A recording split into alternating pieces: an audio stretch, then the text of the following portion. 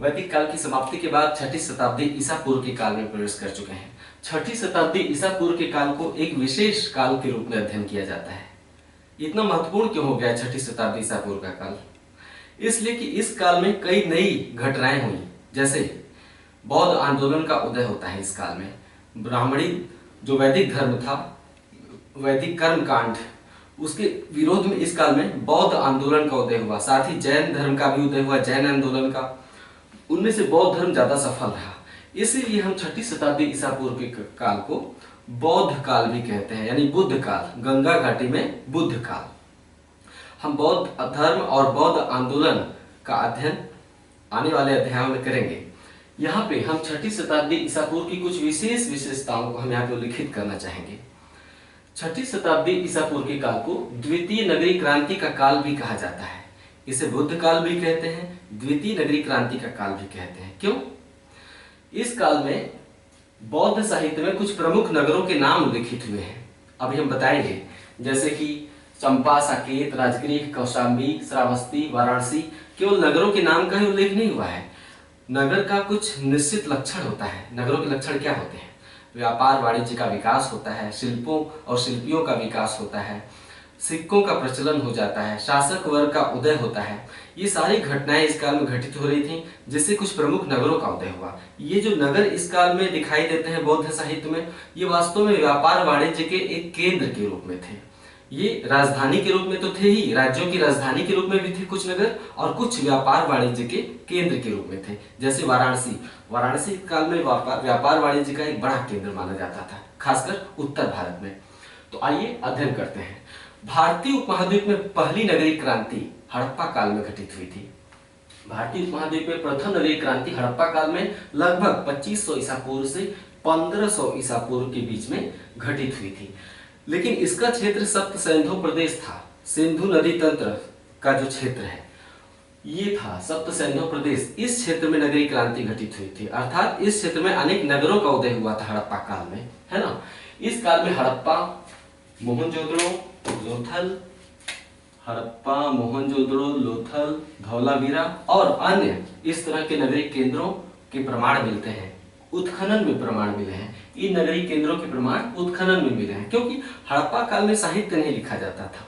उस काल के बारे में हमें जो भी ज्ञान प्राप्त होता है वो साहित्य से नहीं, खुदाई से प्राप्त होता है।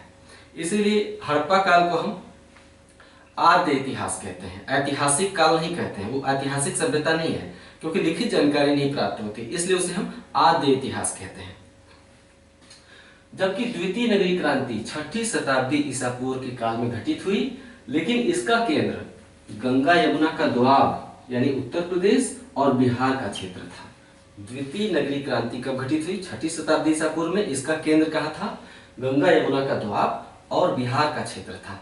ये प्रश्न यहाँ से खूब प्रश्न पूछे जाते हैं, खूब प्रश्न उठते हैं, इसलिए इसका एक एक लाइन एक प्रश्न के रूप में आप लीजिएगा।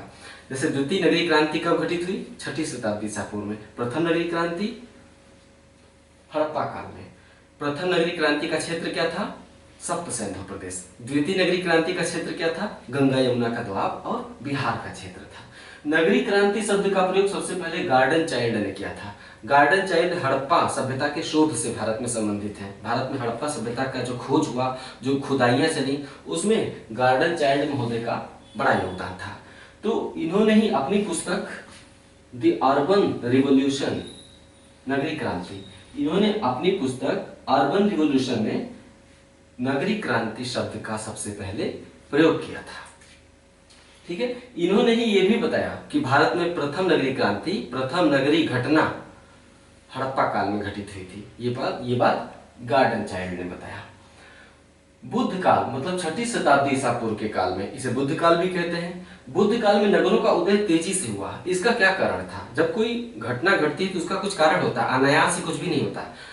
जो छठी शताब्दी ईसा पूर्व का काल था, बुद्ध काल था, इसमें नगरों का विकास तेजी से हुआ। कारण क्या था? आप देखेंगे कि उत्तर वैदिक काल में ही कृषि का विकास होने लगा था, है ना। लोहे के प्रयोग के चलते खूब उत्पादन हो रहा था। उत्पादन हुआ तो उत्तर वैदिक काल में ही राज्यों का उदय हो रहा था। आप देखेंगे उसमें पढ़े हैं कि जन का विलय हो रहा था, कबीलों का आपस में विलय हो रहा था और कबीले आपस में मिलकर जनपद का निर्माण कर रहे थे। वही जनपद इस काल तक आते आते महाजनपद के रूप में बदल गए। हम बाद में 16 महाजनपद पढ़ाएंगे। तो इस काल में कृषि का विकास हो रहा था। कृषि के विकास के चलते उस पर अधिकार करने वाले शासक वर्गों का विकास हुआ, साथ ही शिल्पों का विकास हुआ। जब कृषि का विकास हो जाता है तो व्यक्ति केवल खाने पीने के जुगाड़ नहीं करता है, वो दूसरी रचनात्मक गतिविधियों में भी भाग लेता है। इसके चलते शिल्पों मतलब उत्पादक वर्ग जो अलग अलग तरह का उत्पादन करता है, वो छोटा छोटा उद्योग एक तरह से मान सकते हैं शिल्प मतलब। तो उत्तर वैदिक काल में धीरे धीरे शिल्पों का विकास होने लगा था, है ना। अनाज पर नियंत्रण करने के लिए शासक वर्ग का उदय होने लगा था। तो ये सारी गतिविधियां और साथ ही छोटे छोटे जन अर्थात छोटे छोटे कबीले मिलकर बड़े बड़े राज्यों में परिवर्तित होने लगे थे उत्तर वैदिक काल में ही। तो उसी का ही परिणाम था नगरीय क्रांति। नगरों का उदय तेजी से हुआ, इसका कारण था शासक वर्ग का उदय। इस काल में हम 16 महाजनपदों का उल्लेख पाते हैं बौद्ध साहित्य अंगुत्तर निकाय में। इसका उल्लेख आप कर सकते हैं कि शासक वर्ग का उदय पहला कारण डैश देकर आप लिख सकते हैं। इस काल के बौद्ध साहित्य अंगुत्तर निकाय में हम 16 महाजनपदों का उल्लेख पाते हैं। ठीक है। उत्तर वैदिक काल में ही छोटे छोटे जन अर्थात कबीले आपस में मिलकर जनपद का निर्माण कर रहे थे और बाद में यही जनपद महाजनपद अर्थात बड़े राज्यों में परिवर्तित हो गए। तो शासक वर्ग का उदय हो रहा था। इस काल में मुद्रा का प्रचलन हुआ। डैश देके आप लिखेंगे मुद्रा का प्रचलन। दूसरा डैश देके लिखेंगे भारतीय उपमहाद्वीप में प्राचीनतम सिक्के इसी काल में प्राप्त होते हैं, जिन्हें हम आहत सिक्के कहते हैं। सिक्कों का उदय हुआ तो सिक्कों से व्यापार वाणिज्य को बल मिलता है, व्यापार वाणिज्य को बल मिलेगा तो नगरों का उदय होगा। साथ ही व्यापार वाणिज्य का विकास हुआ। ठीक है, व्यापार वाणिज्य का विकास हुआ। चौथा लेखन कला का विकास हुआ। साहित्य का सृजन होने लगा, ज्यादा मात्रा में साहित्य का सृजन होने लगा, मतलब लेखन कला का विकास हुआ। सुव्यवस्थित कर व्यवस्था, है ना, सुव्यवस्थित कर व्यवस्था, टैक्स सिस्टम, ताकि अधिशेष उत्पादन शासक वर्ग के हाथ में पहुंचता रहे। सुव्यवस्थित कर व्यवस्था का निर्माण हुआ इस काल में, ताकि अधिशेष उत्पादन मतलब खाने पीने के बाद जो बच जाता है, अधिशेष उत्पादन शासक वर्ग के हाथ में टैक्स के माध्यम से पहुंचता है। तो ये सारी गतिविधियां, ये सवाल पूछा जा सकता है, इसे अनायास में मैं कुछ भी नहीं बताता हूँ। सवाल ऐसे पूछा जाता है कि सवाल 6ठी शताब्दी ईसा पूर्व में जो नगरीय परिघटना थी उसका लक्षण निम्नलिखित में से कौन सा था, या निम्नलिखित में से नगरीय क्रांति का लक्षण कौन सा नहीं था, या 6ठी शताब्दी ईसा पूर्व में निम्नलिखित में से कौन सी परिघटना नहीं घट रही थी या घट रही थी। तो इन पे आप ध्यान देंगे। शासक वर्ग का उदय, मुद्रा का प्रचलन, व्यापार वाणिज्य का विकास हुआ, लेखन कला का विकास हुआ, टैक्स प्रणाली का विकास हुआ। हाँ, इस काल के बौद्ध साहित्य में हम 6 प्रसिद्ध नगरों का उल्लेख पाते हैं। ये 6 नगर कौन से थे? चंपा, राजगृह, श्रावस्ती, साकेत, कौशाम्बी, वाराणसी। इनमें से चंपा, राजगृह और श्रावस्ती, चंपा, राजगृह और श्रावस्ती बिहार में है। साकेत, कौशाम्बी और वाराणसी, कौशाम्बी इलाहाबाद के पास है, साकेत अयोध्या को कहते थे उस काल में। साकेत और कौशाम्बी, वाराणसी ये उत्तर प्रदेश में थे और ये तीनों बिहार में थे। तो 6 प्रमुख नगरों का उल्लेख मिलता है बौद्ध साहित्य में। ठीक है। नेक्स्ट, आहत मुद्रा, इंग्लिश में इसे पंच मार्क्ड कॉइन कहते हैं। जब किसी सिक्के पर मुहर लगा दी जाए, मतलब मान लेते हैं कि मेरे पास एक मुहर है, उसमें किसी जानवर का निशान बना हुआ है, उस सिक्के पर हम ठप्पा मार देते हैं। ठप्पा मारने पे कुछ हिस्सा गहरा हो जाता है, कुछ उठ जाता है, तो सिक्के पर एक निशान बन जाता है। इसी के चलते हम उन सिक्कों को आहत कहते थे या पंच मार्क्ड कॉइन कहते थे। सिक्कों का प्रचलन भारतीय उपमहाद्वीप में सबसे पहले 5वीं शताब्दी ईसा पूर्व में हुआ। भारतीय उपमहाद्वीप में सिक्कों का प्रचलन सबसे पहले 5वीं शताब्दी ईसा पूर्व में ही हो चुका था। ठीक है। इन्हें आहत सिक्का कहा जाता था क्योंकि इन पर पेड़, मछली, जानवर मतलब हाथी, घोड़ा, भैंस, है ना, पेड़, मछली, जानवर आदि की आकृति के ठप्पे मारकर इन्हें बनाया जाता था। इन सिक्कों को विभिन्न आकृतियों के ठप्पे मारकर बनाया जाता था। ठीक है। हाँ, आहत सिक्के भारतीय उपमहाद्वीप में प्राचीनतम सिक्के हैं। सवाल पूछा जाएगा कि भारतीय उपमहाद्वीप में प्राचीनतम सिक्के कौन से हैं? आप कहेंगे आहत सिक्के। इन्हें बौद्ध साहित्य में क्या कहा गया है? कारशापण कहा गया है। प्रमुख रूप से कारशापण चांदी का सिक्का होता था। आहत सिक्का सबसे ज्यादा मात्रा में खुदाई में भी तो मिला है, साहित्य में तो उल्लेख हुआ ही है। उत्तर भारत में कुछ क्षेत्रों में खुदाई में भी आहत सिक्के मिले हैं। ज्यादातर आहत सिक्के चांदी के मिले हैं। यानी जो आहत सिक्के थे सोने के नहीं थे, ध्यान दीजिएगा। सबसे प्राचीनतम सिक्के हमारे भारतीय उपमहाद्वीप में सोने के नहीं हैं, वो चांदी के थे प्रमुख रूप से, और कुछ मात्रा में तांबे के भी होते थे। तो बौद्ध साहित्य में प्रमुख रूप से चांदी के आहत सिक्कों को कारशापण या कहापण कहा गया है। कारशापण या कहापण। सवाल बन जाएगा कि आहत सिक्कों का सबसे पहले उल्लेख किस साहित्य में मिलता है? बौद्ध साहित्य में, है ना। कारशापण क्या है? चांदी का सिक्का है। आहत सिक्कों का विकास भारतीय उपमहाद्वीप में कब हुआ? 5वीं शताब्दी ईसा पूर्व में हुआ। इस तरह से सवाल पूछा जा सकता है।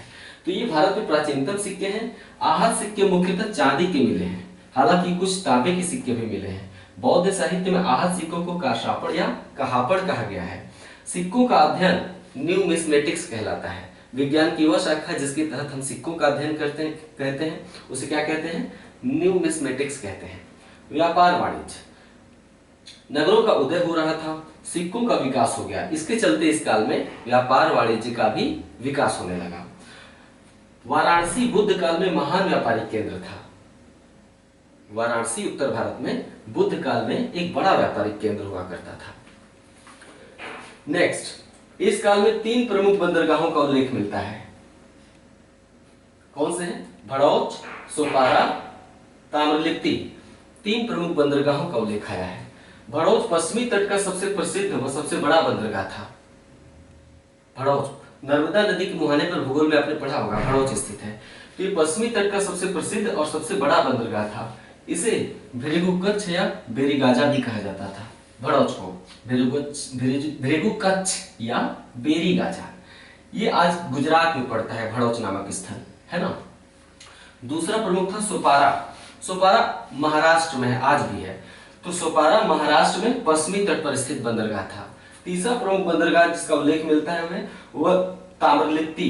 ताम्रलिप्ति बंगाल में पूर्वी तट पर था। आज पूर्वी बंगाल अर्थात बांग्लादेश के अंतर्गत पड़ता है। ये जहां बांग्लादेश है उसके तट पर था उस समय ये, यानी बंगाल में पूर्वी तट पर। तो 3 प्रमुख बंदरगाहों का हम उल्लेख पाते हैं 6ठी शताब्दी ईसा पूर्व में।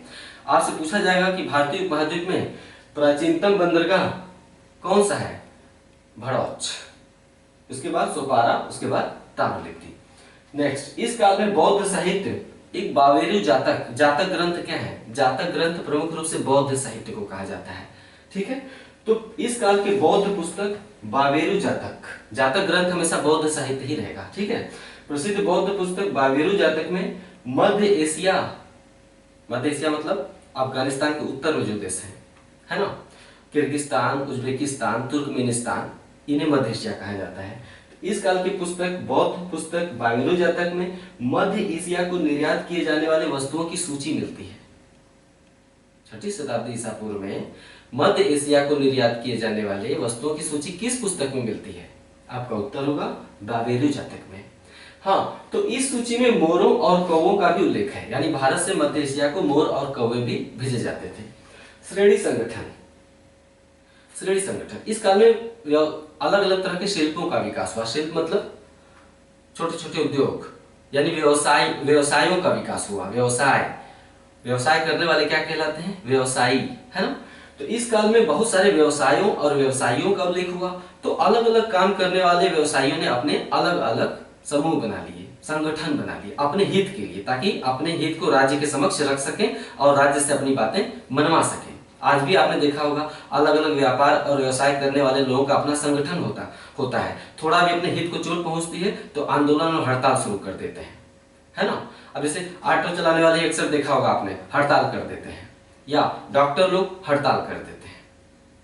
तो अलग अलग व्यापारी और व्यवसायियों के अपने अपने संगठन हुआ करते थे। मान लेते हैं जैसे तेल पीसने वाला या तेल निकालने वाला व्यापारी, है ना, जो कि अनाज में से तेल निकालता है। तो तेल निकालने वालों के अलग संगठन होते थे, आटा पीसने वालों के अलग संगठन होते थे। इस तरह से इन संगठनों को हम क्या कहते थे? श्रेणी।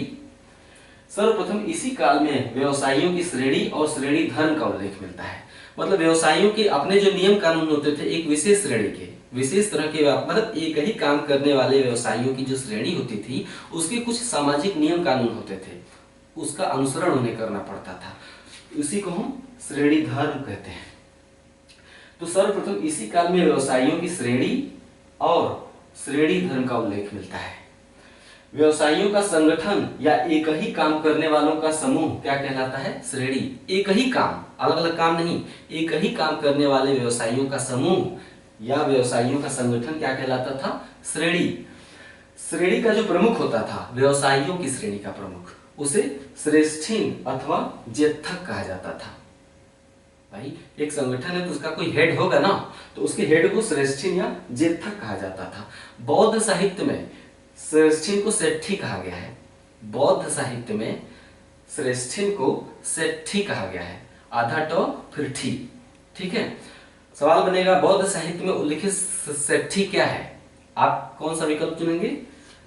व्यवसायियों की श्रेणी का मुखिया, व्यवसायियों की श्रेणी का प्रमुख, है ना, सेट्ठी या श्रेष्ठी। सार्थवा जो व्यापारियों की श्रेणी का प्रधान था। व्यापार मतलब जो आयात निर्यात करते थे या सामान ले जाते थे ऊंटों पर लाद के या जिस भी जानवर पर लाद के, ये काफिले बनाते थे लंबे लंबे। उस काल में व्यापार खुद ही करना पड़ता था। जानवरों की पीठ पर सामान लाते थे और काफिला बनाकर दूर देश के लिए निकल जाते थे। तो इस काल में व्यापारियों की श्रेणी का जो प्रधान था उसे सार्थवाह कहते थे, है ना। व्यवसायियों की श्रेणी के प्रमुख को श्रेष्ठी या ज्येष्ठक, व्यापारियों की श्रेणी के प्रमुख को सार्थवाह कहते थे। ध्यान दीजिएगा, मतलब ये विचरणशील होते थे, ले आते थे ले जाते थे। श्रेणियां बैंक का काम भी करती थी, यानी लोगों से जमा प्राप्त करती थी और लोगों को उधार भी देती थी। इनके पास बहुत सारा पैसा हुआ करता था। जो श्रेणियों के प्रमुख होते थे उनके पास काफी पैसा होता था, काफी धनी लोग होते थे। शुरू में जब बौद्ध धर्म का विकास हुआ तो बौद्ध धर्म को इन श्रेणियों ने काफी प्रश्रय दिया। क्यों? क्योंकि बौद्ध धर्म के जो नियम कानून थे वो इन श्रेणियों को लाभ पहुंचाते थे। बौद्ध धर्म ने व्यापार को छूट दी थी, जबकि उत्तर वैदिक काल में व्यापार हतोत्साहित हो रहा था। इतना जटिल बना, जैसे कि वैदिक साहित्य में समुद्री व्यापार को निंदनीय माना गया है। इससे धर्म भ्रष्ट होता है, समुद्र में नहीं जाना चाहिए, ऐसा उत्तर वैदिक काल की मान्यता थी। साथ ही धार्मिक जो नियम कानून थे उत्तर वैदिक काल में, बड़े बड़े यज्ञों का आयोजन, जानवरों का यज्ञ के लिए मारा जाना, इन सब चीजों से व्यापार हतोत्साहित होता था। जबकि महात्मा बुद्ध ने व्यापार की अनुमति दी, है ना। पशु हिंसा की निंदा करके पशुओं को बचाया। उन्होंने तो यहाँ तक कि नगरों के हित में वेश्यावृत्ति को भी अनुमति दी थी। एक प्रमुख वेश्या होती थी आम्रपाली उस काल में। आम्रपाली ने बौद्ध धर्म को बहुत ज्यादा प्रश्रय दिया, मतलब बौद्ध विहारों की स्थापना के लिए उसने काफी पैसा दिया था। बौद्ध विहार मतलब बौद्ध मठ, बौद्ध मठों की स्थापना के लिए उसने काफी पैसा दिया था आम्रपाली ने। तो क्यों दिया था? क्योंकि बौद्ध धर्म जो नगरीय लक्षण होते हैं, व्यापार वाणिज्य चाहे वेश्यावृत्ति ही क्यों न हो, उसके खिलाफ नहीं था, उसको बौद्ध धर्म समर्थन देता था। तो श्रेणियां बैंक का काम करती थी। इस काल में श्रेणियां काफी धनी होती थी, तो बैंक का काम करती थी, वस्तुओं का मूल्य निर्धारण करती थी, यानी जो अपना वस्तु उत्पादन करती थी उसका मूल्य स्वयं ही निर्धारित करती थी। साथ ही मजदूरों की मजदूरी भी तय करती थी। बैंक का काम करती थी, वस्तुओं के मूल्य निर्धारित करती थी और मजदूरों की मजदूरी भी तय करती थी। ठीक है, ये सब जानना बहुत ही जरूरी है, कुछ भी छोड़ना नहीं है, अच्छे से लिख के याद करिएगा। श्रेणी धर्म क्या था? प्रत्येक व्यवसायियों की संगठन अर्थात श्रेणी का कुछ नियम कानून होता था, कुछ सामाजिक नियम कानून होता था जिसे श्रेणी के सदस्यों को मानना होता था। श्रेणी के सदस्य उन सामाजिक नियम कानून को उल्लंघन नहीं कर सकते थे। इन्हीं नियमों को श्रेणी धर्म कहा जाता था। तो ये हो गया 6वीं शताब्दी ईसा पूर्व के काल में द्वितीय नगरीय क्रांति। इसके बाद हम महाजनपद काल के अंतर्गत 16 महाजनपद पढ़ेंगे। अब बहुत तेजी से आगे बढ़ेगा। वैदिक काल एक बड़ा काल था, इसलिए ज्यादा समय लगा। इसके बाद 6वीं शताब्दी ईसा पूर्व काल में 16 महाजनपद पढ़ेंगे।